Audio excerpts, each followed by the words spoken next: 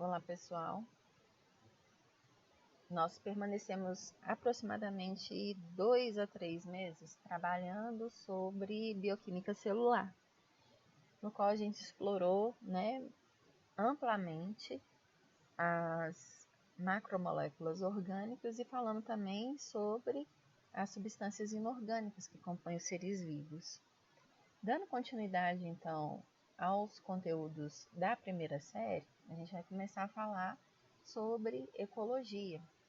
Esse é um assunto que vocês viram com a professora do 7º ano e a gente vai rever alguns conceitos e aprofundar um pouquinho o nosso conhecimento a respeito da ecologia nesse ano letivo. Então, vamos começar com os conceitos básicos de ecologia.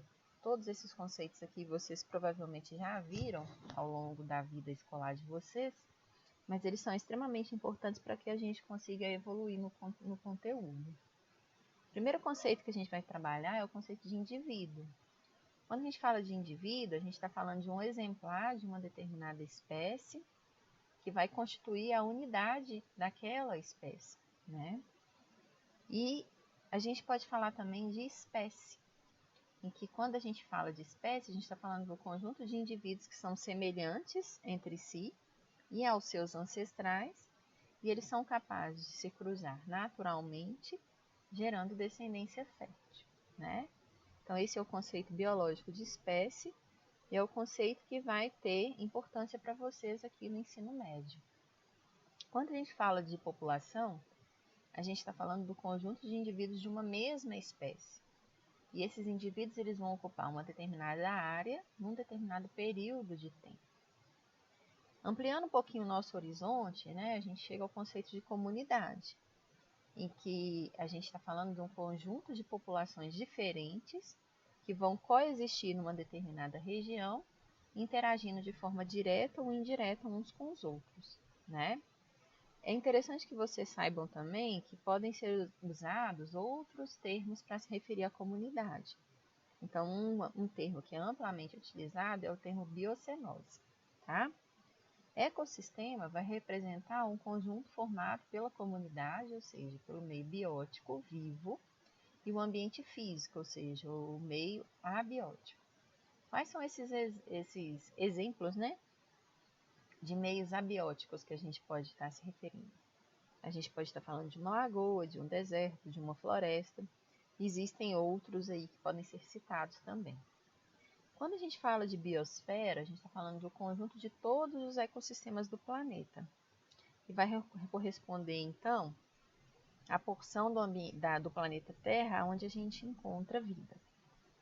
Falando de habitat, a gente está falando do local onde o indivíduo ou a espécie pode ser encontrado, Ou seja, vai representar o ambiente no qual ele vive, o endereço daquele indivíduo naquela espécie. E nicho ecológico vai fazer referência ao papel ecológico desempenhado por aquele organismo no ecossistema. E esse papel ele é muito particular, E geralmente ele está relacionado especificamente àquele indivíduo, àquele conjunto, de organismos. Ecótone vai ser a região entre dois ecossistemas. Então, geralmente é uma região de transição e tem algumas características que chamam bastante atenção com relação aos ecótones. Primeiro, é que a gente consegue encontrar características ambientais e biológicas dos dois ambientes naquele espaço de transição. E uma outra característica que chama bastante atenção é que os ecótonos geralmente eles têm uma grande biodiversidade, que está relacionada aí às diferentes formas de vida que eu encontro, tanto num ecossistema quanto no outro. Já bioma vai representar o conjunto de ecossistemas com características relativamente uniformes, tanto de clima, quanto de solo, quanto de fauna, quanto de flora. E no Brasil, a gente tem como principais biomas o Cerrado, a Mata Atlântica, a Caatinga e os Pampas. Vamos falar um pouquinho sobre os níveis de organização, Então, a gente está partindo aqui do micro para o macro. E aí, os átomos vão constituir as moléculas constituem as organelas vão constituir uma célula, O conjunto de células forma um tecido, o conjunto de tecidos forma os órgãos, o conjunto de órgãos sistemas, o conjunto de sistemas um organismo, o conjunto de organismos populações, o conjunto de populações comunidades, o conjunto de comunidades ecossistemas e o conjunto de ecossistemas vão constituir a biosfera. E quando a gente fala desses termos, né, uma população, a gente sabe que existem fatores que vão impactar diretamente tanto no crescimento quanto na diminuição dessa população. Quando a gente fala de uma comunidade, a gente pode explorar as relações ecológicas que se estabelecem entre as espécies dessa comunidade. Se a gente for falar de ecossistema, a gente pode falar das mudanças nesse ecossistema, né, que a gente pode chamar de sucessões ao longo do tempo. E quando a gente fala de biosfera, a gente vai falar das inter-relações que acontecem entre os diferentes ecossistemas. Todos esses assuntos eles estão diretamente relacionados ao estudo da ecologia. E a gente vai aprofundar um pouquinho no entendimento desses assuntos. Para falar, por exemplo, no estudo de populações, a gente pode falar do aspecto de densidade populacional. Conceitualmente falando, densidade populacional vai fazer referência ao número de indivíduos de uma mesma espécie que vive numa determinada área ou volume, né? Volume geralmente a gente usa para ambientes aquáticos, tá? Então, densidade é igual ao número de indivíduos sobre a área ou volume. E existem alguns fatores que vão contribuir tanto para o aumento dessa densidade populacional, quanto para a diminuição dessa densidade populacional. Dentre os fatores que determinam essa densidade, a gente pode falar da taxa de natalidade e da taxa de imigração como fatores que colaboram para o aumento da densidade. À medida que nascem indivíduos, o número de indivíduos por área aumenta. À medida que indivíduos chegam, né, eu tenho um aumento do número de indivíduos por área.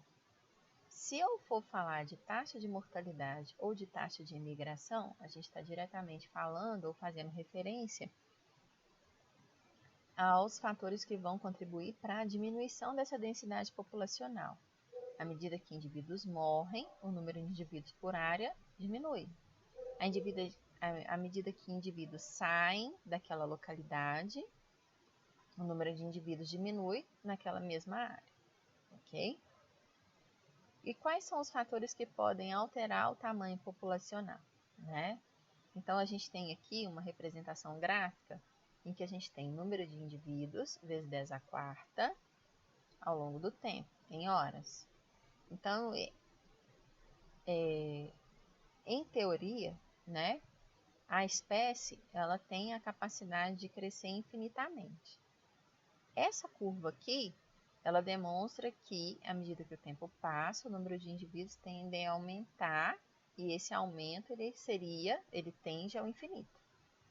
Mas a gente sabe que essa curva aqui é uma curva hipotética, porque em nenhum ambiente as espécies elas vão conseguir crescer infinitamente, né?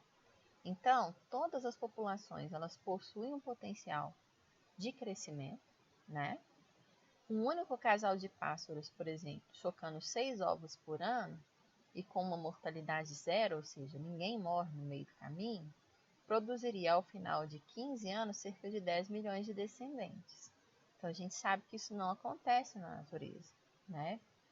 Essa capacidade teórica de crescer, né, apresentada pelas populações, a gente chama de potencial biótico.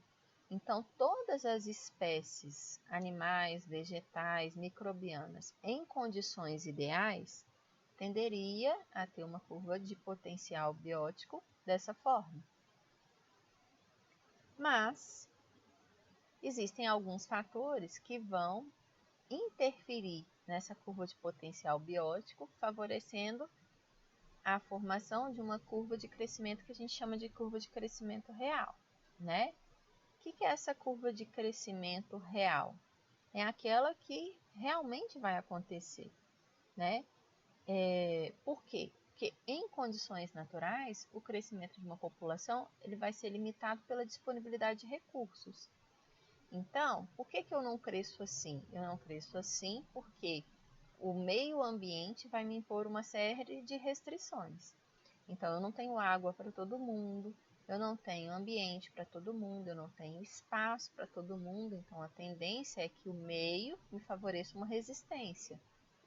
Me cria uma resistência, induzindo que a minha curva de crescimento seja uma curva real, que é mais próxima da curva representada aqui em vermelho. Então, o tamanho da população será determinado pelos efeitos combinados dos fatores ambientais. Então, existem fatores abióticos, existem fatores bióticos que vão interferir, ou seja, que vão representar a resistência do meio, induzindo que a minha curva de potencial biótico ela se transforme numa curva de crescimento real. Quais são esses fatores abióticos que podem interferir com o meu crescimento? Disponibilidade de água. Se eu não tenho água para todo mundo, eu não cresço exponencialmente. Se eu não tenho espaço para todo mundo, eu não cresço exponencialmente. Se o clima não for favorável, se eu não tenho disponibilidade de nutrientes, eu também não tenho como crescer exponencialmente. E quais são os fatores bióticos que podem interferir nessa curva de crescimento? A predação, a competição, a ocorrência de doenças e limitações com relação à minha alimentação. Se eu sou muito predada, se eu compito com alguma com alguma espécie por nutriente, por espaço, por alimento, por água, eu estou falando de uma resistência do meio, que vai tender a diminuir a minha curva de crescimento. A ocorrência de doenças também é um fator que interfere na minha curva de crescimento. Então, a curva de crescimento real de uma população, ela descreve uma curva em forma de S, que a gente chama de curva sigmoide, né? Que é essa curva que está representada aqui. E essa curva sigmoide, né? Ela tem uma tendência à estabilização. E essa estabilização ela vai acontecer quando uma população atinge sua capacidade suportada pelo meio. Seu tamanho passa a oscilar em torno de um valor médio, né? Então, o tamanho populacional máximo suportado pelo meio ambiente é esse que está aqui representado por essa linha azul. E a gente vê flutuações ao redor dessa linha com o passar do tempo, né? Em determinados momentos eu tenho uma tendência a ter uma população um pouquinho maior, depois eu vou ter algum fator que vai diminuir essa população, ela volta a crescer, diminui de novo e assim sucessivamente. Agora a gente vai tentar fazer alguns exercícios juntos aqui, para tentar ajudar vocês na construção de raciocínio, tá? O primeiro exercício é um exercício da PUC de São Paulo, e ele fala o seguinte: a cada conjunto de indivíduos que vive numa mesma área geográfica, região, denominamos de... Então, a gente tem aí 5 alternativas, né? Então, eu não estou falando do conjunto de indivíduos que vivem numa mesma localidade. Se eu estou falando do conjunto de indivíduos que vivem numa mesma localidade, eu estou falando de uma população. Meu gabarito é a letra C, ok? Vamos agora para o exercício da FUVEST, número 2. Em um lago, estão presentes diversas espécies de animais, plantas, algas, protozoários, fungos e bactérias. O conjunto desses seres vivos constitui... Então, olha só, a gente tem mais 5 alternativas. Eu não estou falando de seres diversos. Então, eu estou falando de uma comunidade, né? Então, gabarito, letra B. Vamos para o exercício do número 3. Universidade Federal de Pernambuco. Ao dizer onde uma espécie pode ser encontrada e o que faz no lugar onde vive, estamos informando respectivamente. Então, onde ela é encontrada, eu estou falando do habitat. O que ela faz no lugar onde ela vive, eu estou falando de nicho ecológico. Gabarito, letra B.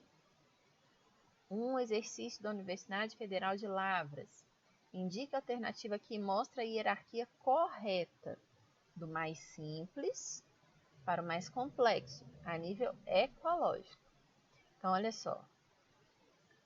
Então, eu tenho que partir do mais simples para o mais complexo, né? Então, eu não posso partir nunca de ecossistema. De cara, vocês já tiram B e D. O mais simples vai ser o indivíduo, né? Então, olha só. um indivíduo, né? Um conjunto de indivíduos de uma mesma espécie formam uma população. Um conjunto de populações formam uma comunidade.